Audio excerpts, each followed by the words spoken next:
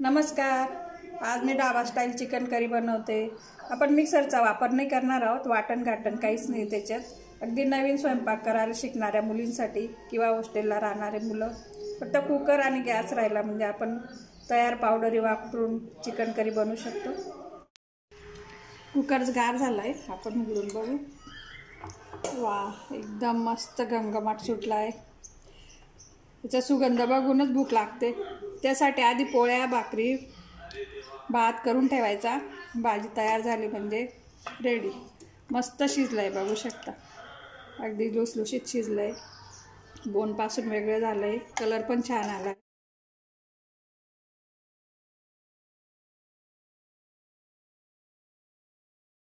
त्याकरिता आधी मी chicken marinate करून ठेवते.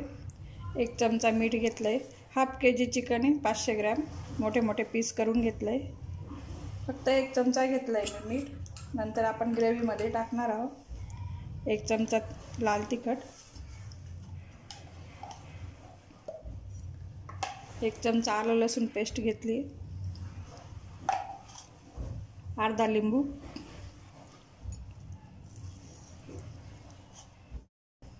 हाताने सगळे मसाले चोळून ठेवायचे म्हणजे छान असं मुरेल ते चिकनमध्ये मसाले.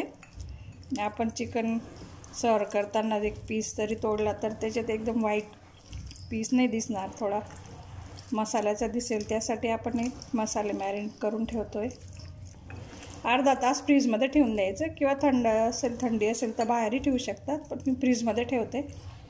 2 मोठे कांदे बारीक चिरून घेतले, बघू शकता. एकदम बारीक चिरायचे. आपल्याला पेस्ट करायची नाही, मिक्सरचा वापर नाही करायचा त्यासाठी. 1 टमाटा तसंच बारीक चिरून घेतला, 1 मिरची घेतली, कोथिंबीर घेतली आपण.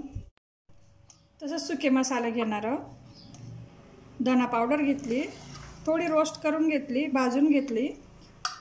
तसंच जिरे पण तसंच रोस्ट करून घेतले, भाजून घेतले. जिरा पावडर पण. हळद, अर्धा चमचा हळद,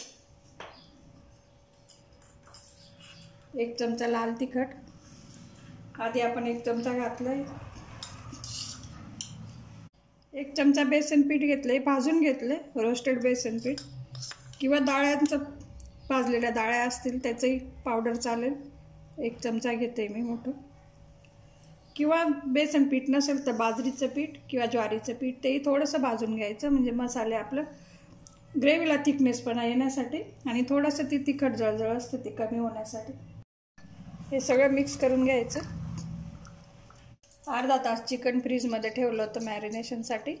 फ्रीजमधनं काढल्यानंतर 10 मिनटं आपण नॉर्मल टेम्परेचरला येण्यासाठी बाहेर काढून ठेवायचं.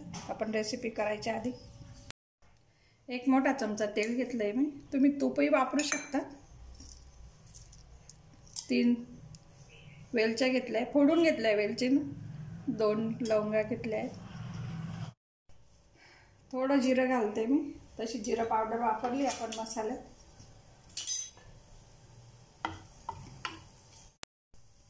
कांदा टाकून घ्यायचा आहे त्याच्यात. कांदा लाल होऊ द्यायचा आपल्याला आधी.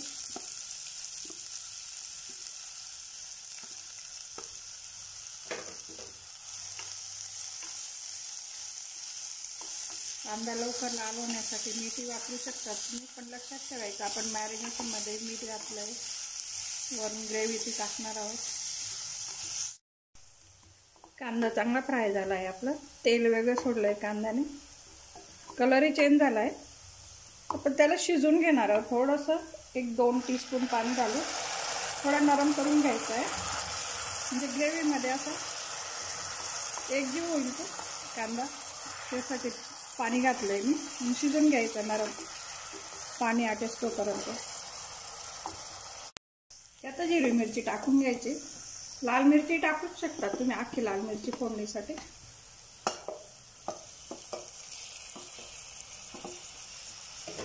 टमाटाही चांगलं शिजून घ्यायचं आहे, पूर्ण पाणी आटेस त्याचं तोपर्यंत. मसाले तेच असतात, फक्त मसाले केव्हा कोणता वापरायचा, कमी जास्त किंवा थोडी पद्धत वेगळी असते. म्हणून dhaba style chicken curry, restaurant style chicken curry किंवा खानदेशी वैदर्भी असे वेगवेगळे आपण वेगवेगळे प्रकार करतोय।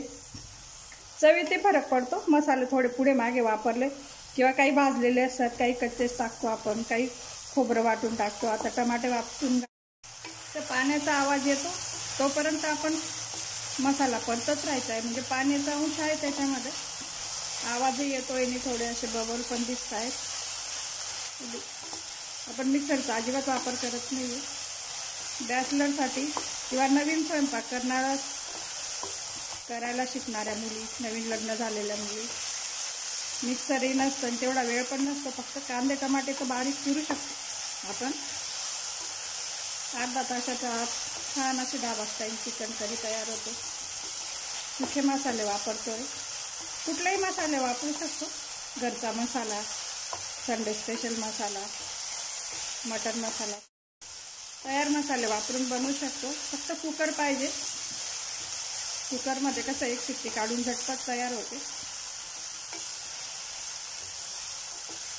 अजून पाणी आहे त्याच्यात, पूर्ण हे पाणी आटू द्यायचं आहे, म्हणजे टमाटोही मॅश होतील, कांदे टमाटर एकत्र असं मिळून येतील। थोडंसं असं प्रेस करत राहायचं, दाबत राहायचं। सगळं पाणी आटलं कांद्या टमाट्यांमधलं, बघू शकता पूर्ण तेल बाहेर सोडलं आहे मसाल्याने। आपण काही मसाले नाही घातले अजून, फक्त कांदा टमाटा घातलेला आहे। तर चिकन त्याच्यात टाकून घ्यायचं, गॅस मिडियम हीट ठेवायची फक्त आपल्याला।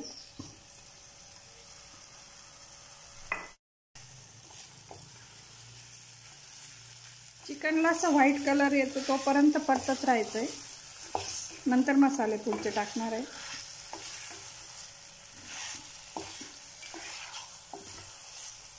मुरलंय चिकन आपलं छान, सगळीकडून असं परतत राहायचंय। चिकनमध्ये मॉइश्चर होतं, आपण लिंबू घातलाय, मीठ घातलंय, ओलसरपणा पूर्ण कमी होण्यासाठी। तुम्ही दही टाकू शकता, दही आवडत असेल तर। चिकनला कलर व्हाईट यायला लागलाय, बघू शकता।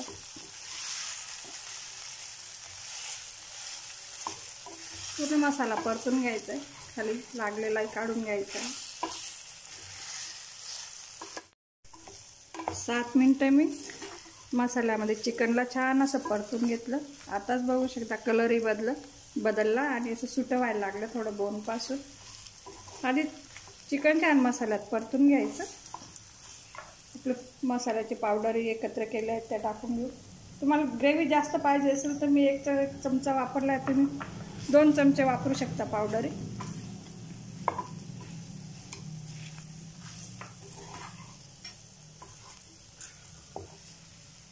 2 कप पाणी घालणार आहे मी याच्यात।